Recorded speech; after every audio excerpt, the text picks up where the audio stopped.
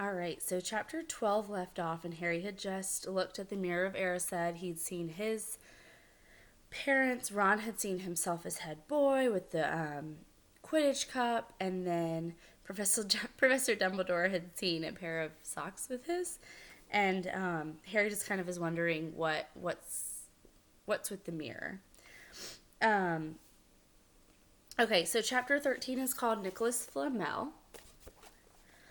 Dumbledore had convinced Harry not to go looking for the Mirror of Erised again, and for the rest of the Christmas holidays, the invisibility cloak stayed folded at the bottom of his trunk. Harry wished he could forget what he'd seen in the mirror as easily, but he couldn't. He started having nightmares. Over and over again, he dreamed about his parents disappearing in a flash of green light, while a high voice cackled with laughter. You see, Dumbledore was right. The mirror could drive you mad, said Ron, when Harry told him about these dreams. Hermione, who came back the day before term started, took a different view of things. She was torn between horror at the idea of Harry being out of bed, roaming the school 3 nights in a row, if Filch had caught you, and disappointments that he hadn't at least found out who Nicholas Flamel was. They had almost given up hope of ever finding Flamel in a library book, even though Harry was still sure he'd read that name somewhere. Once term had started, they were back to skimming through books for 10 minutes during their breaks. Harry had even less time than the other two because Quidditch practice had started again. Wood was working the team harder than ever. Even the endless rain that had replaced the snow couldn't dampen his spirits. The Weasleys complained that Wood was becoming a fanatic, but Harry was on Wood's side. If they won their next match against Hufflepuff, they would overtake Slytherin in the house championship for the first time in 7 years.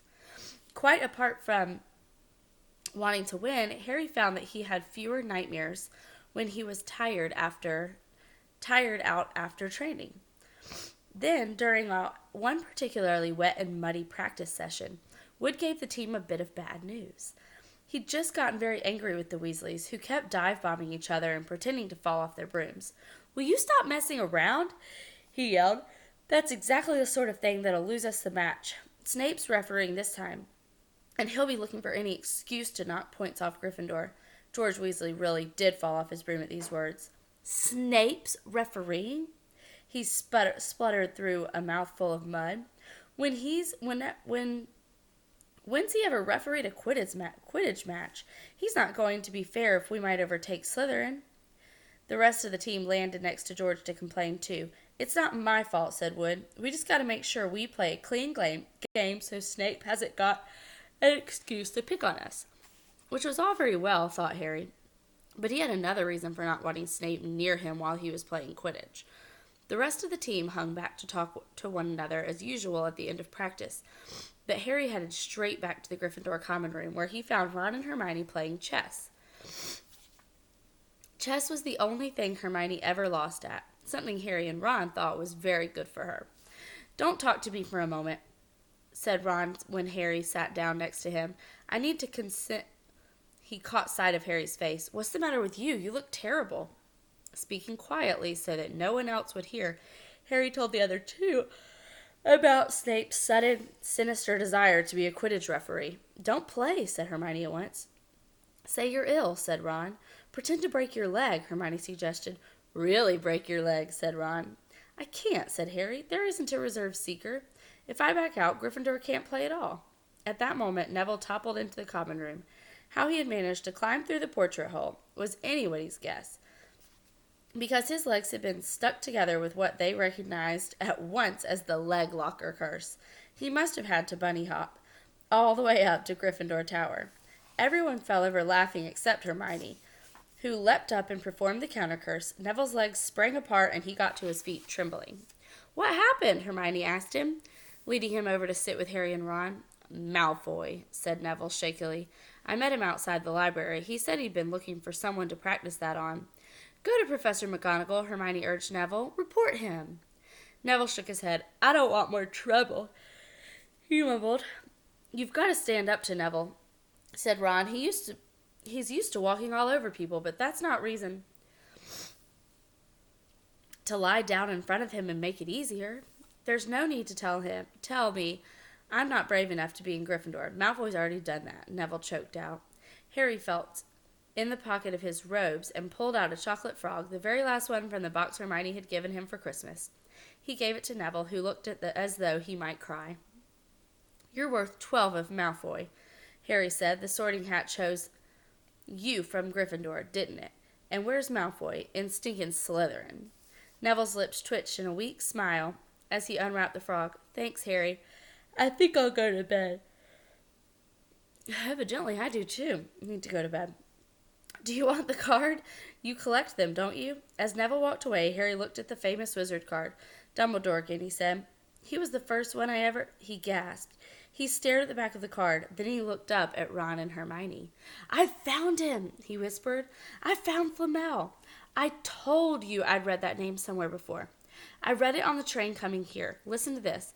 Dumbledore is particularly famous for his defeat of the Dark Wizard Grindelwald in 1945, for the discovery of the 12 uses of dragon's blood, and his work on alchemy with his partner, Nicholas Flamel. Hermione jumped to her feet. She hadn't looked so excited since they'd gotten back the marks for their first piece of homework. Stay there, she said, and she sprinted up the stairs to the girls' dormitories. Harry and Ron barely had time to exchange mystified looks before she was dashing back, an enormous old book in her arms. I never thought to look in here, she whispered excitedly. I got this out of the library weeks ago for a bit of light reading. Light, said Ron.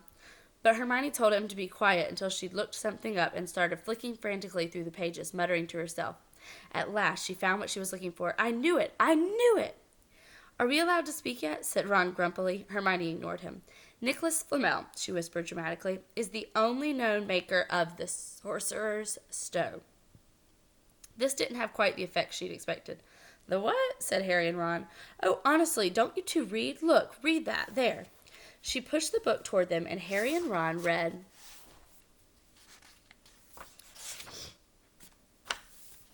The ancient study of alchemy is concerned with making the Sorcerer's Stone, a legendary substance with astonishing powers. The stone will transform any metal into pure gold. It also produces the elixir of life, which will make the drinker immortal. There have been many reports of the Sorcerer's Stone over the centuries, but the only stone currently in existence belongs to Mr. Nicholas Flamel, the noted alchemist and opera lover. Mr. Flamel, who celebrated his 665th birthday last year, enjoys a quiet life in Devon with his wife, Perennial, 658. See, said Hermione, when Harry and Ron had finished, the dog must be guarding Flamel's Sorcerer's Stone. I bet he asked Dumbledore to keep it safe for him, because they're friends and they knew someone was after it, and that's why he wanted the stone moved out of Gringotts. A stone that makes gold and stops you from ever dying, said Harry. No wonder Snape's after it. Anyone would want it. And no wonder we couldn't find Flamel in the study of recent developments of wizardry, said Ron. He's not exactly recent if he's 665, is he? The next morning, in Defense Against the Dark Arts, while copying down different ways of treating werewolf bites, Harry and Ron were still discussing what they'd do with a Sorcerer's Stone if they had one. It wasn't until Ron said he'd buy his own Quidditch team that Harry remembered about Snape and the coming match. I'm going to play, he told Ron and Hermione. If I don't, all the Slytherins will think I'm just too scared to face Snape. I'll show them. It'll really wipe the smiles off their faces if we win. Just as long as we're not wiping you off the field, said Hermione. As the match drew nearer, however, Harry became more and more nervous. Whatever he told Ron and Hermione, the rest of the team wasn't too calm either. The idea of overtaking Slytherin in the house championship was wonderful. No one had done it for 7 years, but would they be allowed to? With such a biased referee? Harry didn't know whether he was imagining it or not, but he seemed to keep running into Snape wherever he went. At times he even wondered whether Snape was following him, trying to catch him on his own. Potions lessons were turning into a sort of weekly torture. Snape was so horrible to Harry. Could Snape possibly know that he'd found out about the Sorcerer's Stone? Harry didn't see how he could, yet he sometimes had the horrible feeling that Snape could read minds. Harry knew when they wished him good luck outside the locker rooms the next afternoon that Ron and Hermione were wondering whether they'd ever see him alive again. This wasn't what you'd call comforting. Harry hardly heard a word of Wood's pep talk as he pulled on his Quidditch robes and picked up his Nimbus 2000. Ron and Hermione, meanwhile, had found a place in the stands next to Neville, who couldn't understand why they looked so grim and worried, or why they had both brought their wands to the match. Little did Harry know that Ron and Hermione had been secretly practicing the leglocker curse. They'd gotten the idea from Malfoy using it on Neville, and were ready to use it on Snape if he showed any signs of wanting to hurt Harry. Now, don't forget, it's Locomortar Mortis, Hermione muttered as Ron slipped his wand up his sleeve. I know, Ron snapped. Don't nag. Back in the locker room, Wood had taken Harry aside. Don't want to pressure you, Potter, but if we ever need an early capture of the snitch, it's now. Finish the game before Snape can favor Hufflepuff too much. The whole school's out there, said Fred Weasley, peering out the door. Even, blimey, Dumbledore's come to watch. Harry's heart did a somersault. Dumbledore, he said, dashing to the door to make sure. Fred was right. There was no mistaking the silver beard. Harry could have laughed out loud with relief. He was safe. There was simply no way that Snape would dare to try to hurt him if Dumbledore was watching. Perhaps that was why Snape was looking so angry as the teams marched onto the field, something that Ron noticed. 2. I've never seen Snape look so mean, he told Hermione. Look, they're off. Ouch. Someone had poked Ron in the back of the head. It was Malfoy. Oh, sorry, Weasley, didn't see you there. Malfoy grinned broadly at Crabbe and Goyle. Wonder how long Potter's going to stay on his broom this time. Anyone want to bet? What about you, Weasley? Ron didn't answer. Snape had just awarded Hufflepuff a penalty because George Weasley had hit a bludger at him. Hermione, who had all her fingers crossed in her lap, was squinting fixedly at Harry, who was circling the game like a hawk looking for the snitch. You know how I think they choose people for the Gryffindor team, said Malfoy loudly a few minutes later, as Snape awarded Hufflepuff another penalty for no reason at all. It's people they feel sorry for. See, there's Potter, who's got no parents. Then there's the Weasleys, who've got no money. You should be on the team, Longbottom. You've got no brains. Neville went bright red, but turned in his seat to face Malfoy. I'm worth 12 of you, Malfoy, he stammered. Malfoy, Crabbe, and Goyle howled with laughter. But Ron, still not daring to take his eyes from the game, said, You tell him, Neville. Longbottom, if brains were gold, you'd be the poorer than the Weasley. And that's saying something. Ron's nerves were already stretched to the breaking point with anxiety about Harry. I'm warning you, Malfoy. One more word. Ron, said Hermione suddenly. Harry. What? Where? Harry had suddenly gone into a spectacular dive, which drew gasps and cheers from the crowd. Hermione stood up. He crossed fingers in her mouth as Harry streaked toward the ground like a bullet. You're in luck, Weasley. Potter's obviously spotted some money on the ground, said Malfoy. Ron snapped. Before Malfoy knew what was happening, Ron was on top of him, wrestling him to the ground. Neville hesitated, then clambered over the back of his seat to help. Come on, Harry, Hermione screamed, leaping onto her seat to watch as Harry sped straight at Snape. She didn't even notice Malfoy and Ron rolling around under her seat, or the scuffles and yelps coming from the whirl of fists that was Neville, Crabbe, and Goyle. Up in the air, Snape turned on his broomstick, just in time to see something scarlet shoot past him, missing him by inches. The next second, Harry had pulled out of the dive, his arm raised in triumph, the snitch clasped in his hand. The stands erupted. It had to be a record. No one could ever remember the snitch being caught so quickly. Ron, where are you? The game's over. Harry's won. We've won. Gryffindor is in the lead, shrieked Hermione, dancing up and down on her seat and hugging Parvati Patel in the row in front of them. Harry jumped off his broom, a foot from the ground. He couldn't believe it. He'd done it. The game was over. It had barely lasted 5 minutes. As Gryffindors came spilling onto the field, he saw Snape land nearby, white-faced and tight-lipped. Then Harry felt a hand on his shoulder and looked up into Dumbledore's smiling face. Well done, said Dumbledore quietly, so that only Harry could hear. Nice to see you haven't been brooding about that mirror. Been keeping busy. Excellent. Snape spat bitterly on the ground. Harry left the locker room alone some time later to take his Nimbus 2000 back to the broom shed. He couldn't ever remember feeling happier. He'd really done something to be proud of now. No one could say he was just a famous name anymore. The evening air had smelled so sweet. He walked over the damp grass, reliving the last hour in his head, which was a happy blur. Gryffindors running to lift him onto their shoulders, Ron and Hermione in the distance, jumping up and down. Ron cheering through a heavy nosebleed. Harry had reached the shed. He leaned against the wooden door and looked up at Hogwarts. But its windows glowing red in the setting sun Oh, with its windows glowing red in the setting sun. Gryffindor in the lead. He'd done it. He'd shown Snape. And speaking of Snape, a hooded figure came swiftly down the front steps of the castle, clearly not wanting to be seen. It walked as fast as possible toward the Forbidden Forest. Harry's victory faded from his mind as he watched. He recognized the figure's prowling walk. Snape. Sneaking into the forest while everyone else was at dinner? What was going on? Harry jumped back on his Nimbus 2000 and took off. Gliding silently over the castle, he saw Snape enter the forest at a run. He followed. The trees were so thick he couldn't see where Snape had gone. He flew in circles, lower and lower, brushing the top branches of trees until he heard voices. He glided toward them and landed noiselessly in a towering beech tree. He climbed carefully along one of the branches, holding tight to his broomstick, trying to see through the leaves. Below, in a shadowy clearing, stood Snape, but he wasn't alone. Quirrell was there, too. Harry couldn't make out the look on his face, but he was stuttering worse than ever. Harry strained to catch what they were saying.